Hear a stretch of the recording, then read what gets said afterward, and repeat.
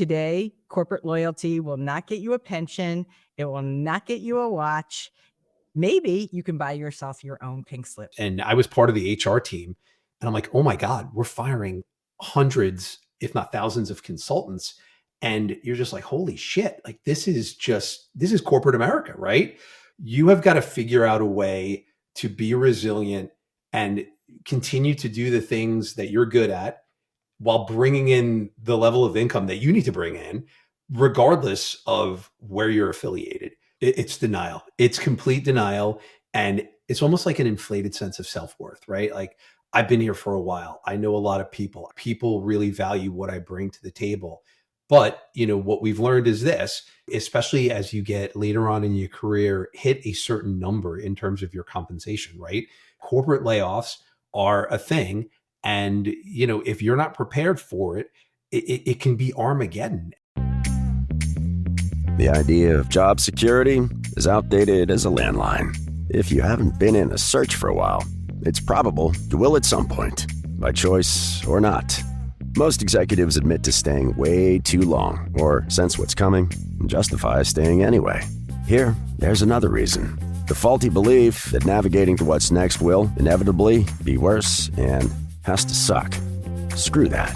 Lauren Greif has spent a lifetime in corporate and executive search, calling bullshit on stale career advice that most still use. This is Career Blast in a Half, the career podcast for executives ready to cut past outdated career advice to fuel your outcomes now. So let's go.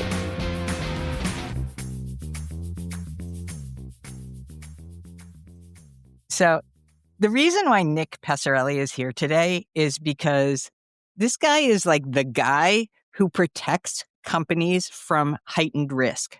And so as a chief compliance officer, as somebody who's been doing all of these things to make sure that companies are in the great spot, what's interesting is that he is also the first person to raise his hand and say, hey, watch out, because corporate loyalty, not exactly what you think. So there's a risk for you as much as there is a risk for companies in today's world.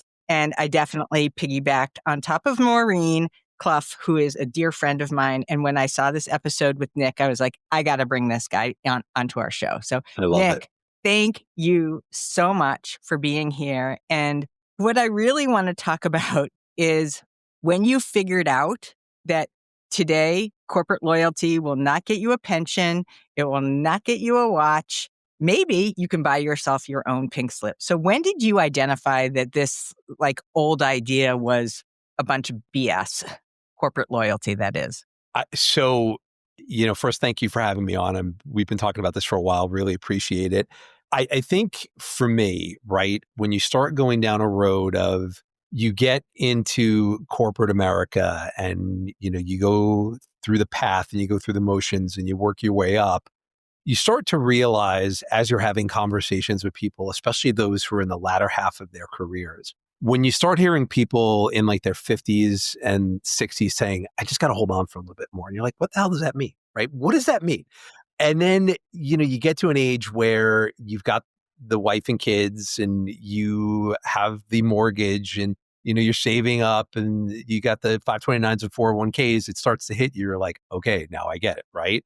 And I think, everything has shifted from when our parents, right, were in the workforce and, going through this. Most people work for one company, right? So the people that started working in the 50s and 60s and even 70s, right, that was the norm. You picked a company and boom, you spent your entire career there. I think when I first, caught exposure to this is back in 87. So I was in high school. My dad had worked for a company for 25 years and all of a sudden he's laid off, right? And it was traumatic for everybody because dad always worked, dad paid the bills, and now dad's out of a job. And my brother and I were like, what is this? What the hell happened? And then, as you start to go further along in your own career, you start to see that layoffs are very, common. Back Y2K, remember Y2K, Lauren? There was all this fear that, all the systems were going to go ahead and, everything was going to crash, which it didn't. But when I worked at a consulting firm back then, and the move was made to shift from the consultants that they had hired to pivot to new ones instead of retraining the ones that they had. And we were doing mass layoffs, and I was part of the HR team. And I'm like, oh my God, we're firing hundreds, if not thousands of consultants. And you're just like, holy shit, like this is corporate America, right? So what I have worked on, and what I've been promoting, not just, for myself, but for others is resiliency, right? You have got to figure out a way to be resilient and continue to do the things that you're good at while bringing in the level of income that you need to bring in, regardless of where you're affiliated. So I think for me, it's just important to talk about like what, can you do from a networking perspective? What can you do to enhance your skills? Like everyone's talking about AI right now, right? Is AI going to eliminate jobs? I mean, I'm of the belief that, yeah, it'll eliminate certain jobs, but I also think AI can be a very valuable tool that if you learn how to use it, you can use it in a way to enhance what it is, you bring to the table. So for me, I was exposed at an early age. I've seen it a lot over the course of my career. Look, I've been fortunate to be where I am today and, have a good job where I am now. But at the same time, like I could get tapped on the shoulder tomorrow. And I think when people, Lauren, have this like, oh, it can never happen to me mindset, you are just setting yourself up for disaster. I'm so glad that you are both benchmarking how impactful it was for you in an early age, right? How could this happen? Right? I'm watching my dad and the trickle down effect, whether it's fear or whether it's just confusion, right? Today's average tenure at the C-suite level is anywhere between 3 and 3.5 years. Yeah. So it is not happening. I mean, I even think that's probably generous, right? So what this means, and as you hearken to this idea of resiliency, I like the way that you had also identified things that are never going away. Your network, if you nurture it, is your greatest strength. And hopefully you build it and it doesn't atrophy, right? Right. Separately, you talked about skills. We are in a skills-based world. We're in skills-based hiring, AI being one of those skills. But the other thing that I really want to highlight is if loyalty is dead, which just for the sake of this conversation, we'll assume, where are the other telltale signs that you are building liability instead of loyalty? And what are some of those things that even people tell themselves, right? I heard you say earlier, oh, I'm just going to hang on for a couple of years. Yep. But there's other things that are also surfacing, not only in our conversations and in our thinking, but our behaviors also are not necessarily setting us up for being prepared should and when. And I mean, let's face it, we're at fourth quarter right now. Yeah. This is imminent. Somebody's going to be laid off. And somebody who didn't see it coming is going to be laid off. So give us like one or two of these ideas that we sell ourselves and we pretend that we're just being like the good, loyal soldier. Yeah. I mean, look, I think it's a great question. In fact, I was supposed to have coffee with a friend today and she had to reschedule because she had just found out that they were doing layoffs today, which was like completely unexpected to her. But that being said, right, there is this notion that if I do good work, that, I will have a job. And I can't tell you how many times I've talked to people like, I did the work. And then I was told that, I was no longer needed, or I was redundant, or I was this and I was that, right? So for me, and what I always tell people is this, right?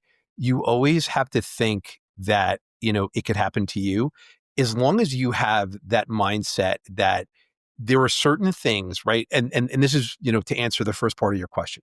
There are things that are simply out of your control.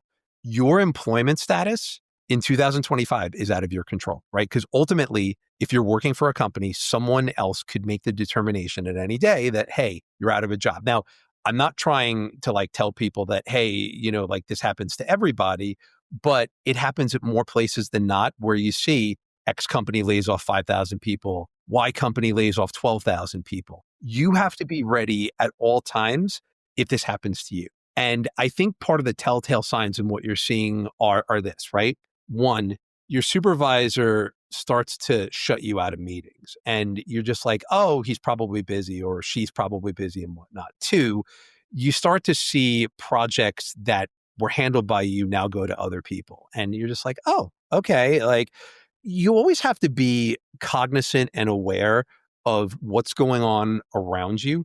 Now, I'm not trying to, have paranoia set in, but there are very clear and imminent signs of when you're being phased out somewhere. And the whole like, I'm just going to keep my head down and do the work and get my paycheck every 2 weeks. You can't be that way anymore. And there's nothing worse, Lauren. And you and I have talked to so many people who were at a company for 25 or 30 or 35 years. And now they're sent to the unemployment line. And the first thing they say is like, what now? Right? What now? This is exactly what I talked to Maureen about. And it is both, like upsetting to see, but it's also, something that the person needed to prepare for better, because their whole approach was, my dad or mom worked for this company for their entire career. And now I'm going to try and do it. But that changes on a dime. And you always need to be prepared that in the event where you are told that your services and employment are no longer required, that you can pick up and go. I had a friend who was at a company for 29 and a half years, was offered a package, and basically was like, oh, no, I'm not going to take it. And the first thing I said to him was like, they're offering you that package for a reason, because they're trying to give you a heads up that something is coming. And sure enough, 6 months later, he was told that he was no longer needed and the package wasn't as good. So again, it's something that you always have to be aware of your surroundings. You have to be aware of what's going on at the company. The company is losing money. They're cutting in other areas. There's always some sort of a trickle down effect. And, maybe it starts with you don't get a raise. Maybe it starts with your bonus isn't as good. Maybe it starts with headcount is frozen, right?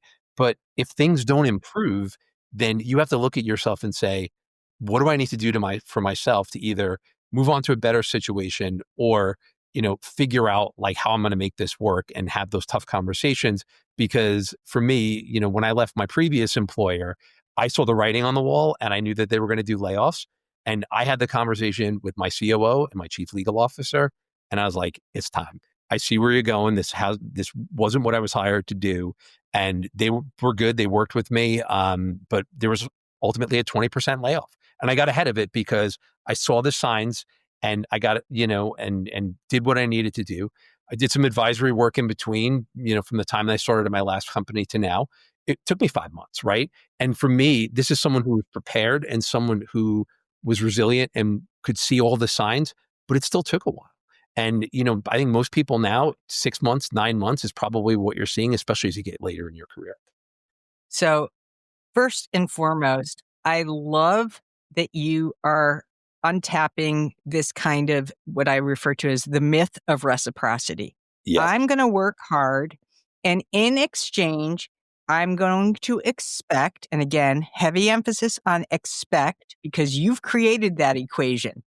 They may not have created that equation. Hard work doesn't mean that you are necessarily valued. That's a big pill to swallow.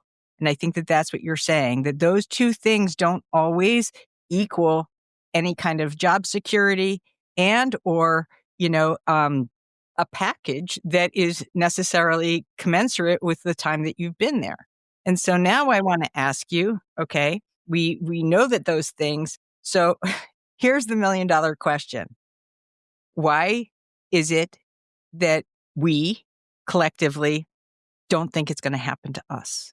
Why don't we think? I mean, we see this. It's not like the news doesn't broadcast it. It's not as if we don't have friends that have been through it. Why do we think we're exempt? It's denial. It's complete denial. And it's almost, I'll describe it this way. And, maybe someone else would think of it differently. It's almost like an inflated sense of self-worth, right? Like, I've been here for a while. I know a lot of people. I understand how the business works. I do, good work. People really value what I bring to the table. But, what we've learned is this, that if you, especially as you get later on in your career, hit a certain number in terms of your compensation, right?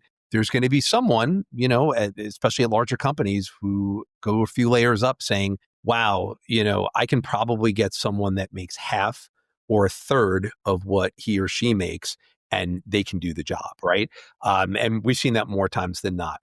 But I think a lot of times people just hold on and they say to themselves, but I have this really nice house and I have this nice car and I'm a member of the country club and they're not going to do this to me. There's no way. And what we've learned and seeing it time and time and time again is that corporate layoffs are a thing.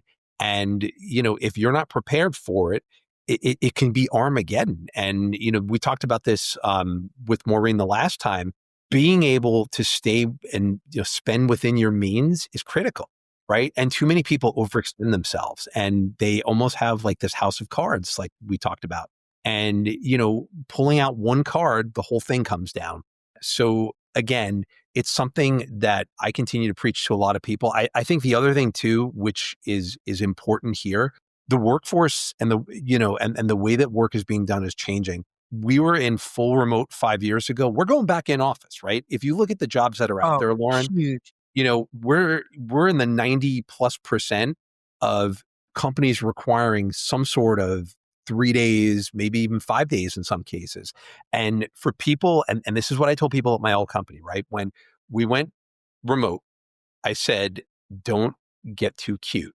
And people were moving to Boise and Albuquerque and, Missoula, Montana. And I said, if there's ever a situation where you have to go back in, you are limiting yourselves. And sure enough, there were people that were moving there. And then all of a sudden there was an in-office requirement and people were like, well, how am I going to get in? So again, it's being aware and being near cities that, you have plenty of opportunities. And look, the other thing we haven't talked about, and I'm sure we'll talk about later in the podcast, is the opportunity to go out on your own or do something, that you can be dependent upon yourself. More and more people that I know are doing this. Obviously, it takes experience, it takes network, it takes, people that want your services. But I think it's a combination of a lot of things where people, if you put yourselves in situations where you're pigeonholed, then when the news comes that you're no longer needed, it is traumatic. I am blowing the lid off of our best kept secret, our 30-day blast program. Yeah, you heard it. 30 days. We have seen so much success for this program that past clients have landed in that 30 days and increased their compensation 40, 50, 60, 70, 80, over 100%. Now, not everybody lands and earns that much in 30 days, but my point is it prepares you. And in 30 days, if you're not out of there with a changed mindset and changed, clear and simple ways to be able to navigate the market this year, then we'll gladly refund your misery and you can go back to applying now. Check out the link below for the next 30-day blast, and we would love to have you there because we live for your success, and that's what's really important. See you then. What you just said about RTO, return to office, I think also begs the question of, is FaceTime in office the new loyalty? Not as a guarantee, but is it a consideration that needs to be factored in today's world? Because many, many, many, many people, they did make the move to Boise, right? Or they have been conditioned to believe that things in the labor market stay the way that they want them to stay and that they don't work on a pendulum, which they do all the time, whether it's DEI, whether it's remote or back to the office, whether it's, they're looking for a new transformation person or whether they're looking for somebody who's data driven. All of these things are on a very continual spectrum. So is FaceTime and being in the office a stronger through line to help build loyalty? And what happens if you resist that? Right. So I personally, this is my opinion. I like being in office. I don't like it 5 days. 3 days for me works because I can be very collaborative with my team and get a lot of things done. I was full remote before this at my last job. And sometimes it's frustrating to wait on an unanswered Slack message or someone that doesn't pick up a Google Calendar invite. Now, you get people on LinkedIn that are line in the sand, plant the flag, full remote everywhere, right? But ultimately, if you work for a company, you sign on to what it is they decide to do, right?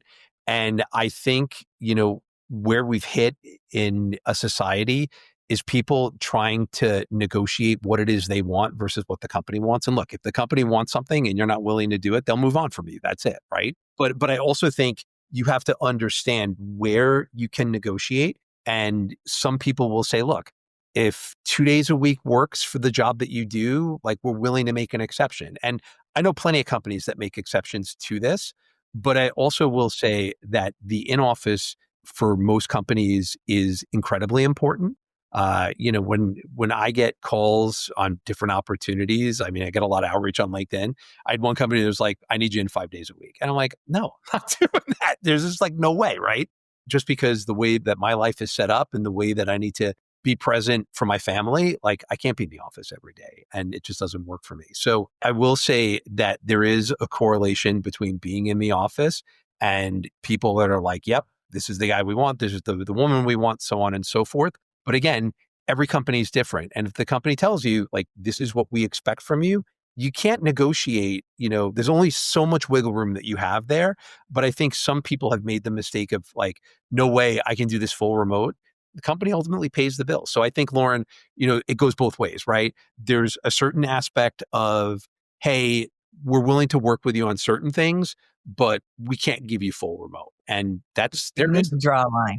Right. Yeah, absolutely. I totally get this. Okay. I have a little bit of a scenario that I would love for you to use your amazing innovation chops Sure. and help us to come up with. So if you could rewrite or design a new corporate loyalty contract for today's executives, what would it say in a few sentences? What are the places where in the spirit of true negotiation, everyone is a winner?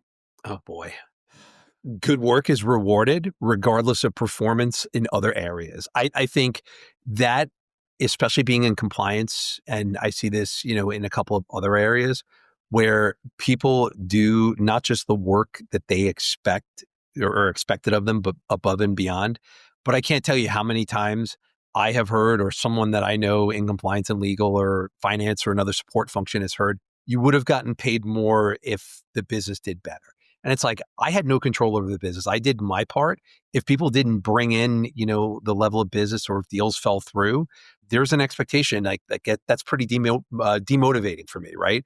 Because then if my performance ultimately says that I get paid based on what other people do, then like, what's the motivation for me? So I think that's a big one that I hear a lot.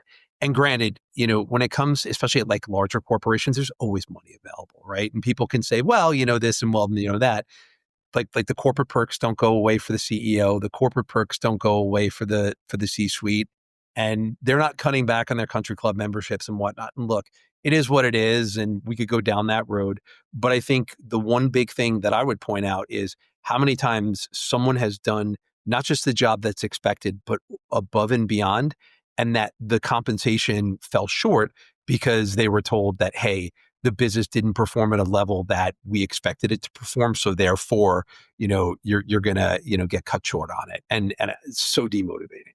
So corporate needs to reward the people in this scenario of your new makeshift, corporate loyalty contract, really the people who are gunning it, right? The people that, and I always, and I'm rarely like an always or never person. Mm-hmm. Please, that job description is a scaffold. And never once has anybody just done a job description in their job. You will hear about job creep. You will hear about all these things, but there is no kind of person that's refereeing, oh, that's in your job description. That's not in your job description unless you are. So I really want to encourage you. And I mean, one of my all-time favorite books by Seth Godin is called Linchpin. That person who is so embedded and indispensable. But then I gotta say, right? You want to be indispensable, but then are you essentially exploiting like your own integrity around how loyal are you? This is really not an easy kind of thinking process. So where do you draw the line? It's so interesting. And I think, we see it especially now with the younger generations, right? I know a lot of people who are Gen Z and millennial in the workforce. And if you look at some of their resumes, it's like, how are you on your 5th job in 7 years? And it's because there's two things, right? And I think, if you look at the baby boomers and the Gen X's now compared to the Gen Zs and the millennials, if I had to look back, there were certain places where I stayed way too long, right? Because I got comfortable, it was convenient, it worked well with, what I had going on at home. And, there were years where I didn't get a raise or I got a smaller bonus than expected, but I stayed on because it was safe, right? But I also think on the flip side, Lauren, you see people that are coming into the workforce at 22 and 23 years old that are like, if I'm not, middle management in a year, then I'm out of here, right? And I think, there are plenty of companies, given how competitive it is for certain, jobs and whatnot, where people do take the jump and they get the 20%. But after a while, if you're 28 and on your 5th job, it's like, where are you going with this, right? So I think we need to hit a median of, when am I staying too long? And when is it just the company knows that I'm not going anywhere, even if I don't get the raise and I don't get the title and I don't get, as much of a bonus, versus the, hey, I've got to give a little bit of time for the company to, see what I can really bring to the table and not just jump and not just have this chip on my shoulder after a year and say, oh my God, like they're screwing me over. I'm not going to stick around. So it's really finding that sweet spot there. And I think people of our generation probably tended to stay a little bit too long because that's the way our parents told us and that's the way we should do it. Now it's the, hey, it's almost like a headhunter type of mentality where I start at 65, I get that 2% raise, but I'm getting an 85K offer externally. See ya. And it's like, really? So again, it's just trying to find like what works best for you. I think this is really important, and just one minor correction. Most of our clients, well over 90%, are 40 plus. And so I think that what's happening too is what you said. There's a little bit of complacency. I'll ride this out, and maybe a false expectation that just because I think I'm going to ride it out, that the company also is okay with me riding it out. There is no kind of invisible conversation going on unless it's in your head. So That's right. You really need to keep your eyes and ears open. I also really love what you were saying, about how I think the reason why people also stay too long is because they're afraid if they leave that they won't have this quote unquote job security that they have now. So it's the devil you know versus the devil you don't know, but you can't control that. The best thing that you can control is everything that you said, your resiliency. And that, by the way, is not just lip service. That is real rigor. And I really appreciate so much coming in, Nick, and breaking this down. I mean, you have seen this all, you've lived this all. And I think that as we sign off and as we are near the end of the year, give us your 3 must-haves, not like nice-to-haves, 3 must-haves that every person over 40, whether you're employed, whether you're long-term employed, whether you're long-term unemployed, needs to do right now to start building that resiliency. Network, number one. Network, right? The going on LinkedIn or wherever and just applying for jobs, good luck. It's not how it's going to happen, right? You are going to have to find people at companies that you are interested in and get some sort of a common connection. Also, what I've learned, having been through this, twice where I was laid off, help will come from places where you least expect, right? And a lot of times, Lauren, the biggest misconception that I learned, and I had a friend tell me this a long time ago and it held true. When I was, when I left my crypto company in 2019, here I was, I left a very safe and stable job of 9.5 years to go there. And after a year and a half, the co-founder and I just decided that it wasn't working out, right? So I'm getting severance and I'm going through this and I'm reaching out to people and I'm not hearing back. And it's almost as if people, and you talk to certain people like Laura Krause, who I think does a really great job on like the layoff cooties, right?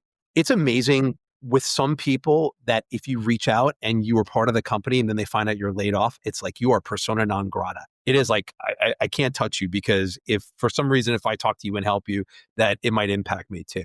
But I did find that help came in very unexpected places and people were willing to invest their time and reach out. So for me, the network is paramount. Secondly, looking at your spend and your nest egg, I can't tell you how many times, and we've seen this on LinkedIn and we've talked to people about this, when you get to a point where like, I have to downsize my house, I have to cash in my 401k, and I think these are like extreme examples, but when you're riding high and the spend is quicker than the make, like this is inevitable, right? So really need to think about like, do I need to take that luxury vacation? Do I need the boat? Do I need, this type of car? Do I need the country club membership, right? But these are all things that come with higher income and status. If you can live your life at a point where you enjoy yourself and you have the things that you want, you're prepared for Armageddon, because I can't tell you how many times you and I have both seen where people were not prepared for it. And then all of a sudden it just became like a garage sale. And that's like the last thing you want, right? So having to, because you get to a level, right? It's really hard to go down. But if you're like, I'm good here and I can keep it here until I find something, that's great. And then for me, like just again, the third thing, right? It is, how can I continue to enhance my skill set? People, always say, well, I don't know, but like, how do I learn about AI? How do I learn about how to implement, AI into what I do here? And what are these transferable skills that I can take from one potential career path to another? Colleen Paulson talks about it all the time, right? Like she sees all these open jobs and she's like, if you hire someone who's 60 and they only need to work for 5 years to get to 65, like, why wouldn't you do it, right? They're not going anywhere. They're not looking for another job. They're not loyal. And she's absolutely right. And I think what you're going to see more of is a trend of older workers taking on jobs that have been sitting for a while and saying, great, if I could fill this for the next 4 to 6 years and having this person do it and they're going to do it well and they're not going anywhere, like we should absolutely take advantage of it. So for me, it's network, it's nest egg, and it's really, what are my transferable skills and how can I enhance them and continue throughout my path? Absolutely fantastic. Nick, I'm going to include all of your contact information, obviously LinkedIn, but really at the end of the day, I just want to thank you for bringing it to us in off the pink cloud and what could happen with a pink slip. So I love this. We'll have to do it again at some point soon, Lauren. I would love to talk again. We absolutely will. Absolutely will. Thank you so much. Hey, I forgot to mention, if you like this episode, please do us a solid. I mean, this podcast is like growing crazy, and I'm so grateful to all of you. Please write a podcast review on Apple Podcasts. This is how our amazing little but growing podcast is also able to reach a lot of people who want to know how to call bullshit on outdated career advice. So thanks again. I love it. Thank you. Thank you for joining today. We appreciate your listening ears. Big time. We ask this: use these tools, not tomorrow, right now, and share them by spreading the love, leaving us a rating and subscribe so you don't miss the next career blast in a half. Most of all, thank you for you.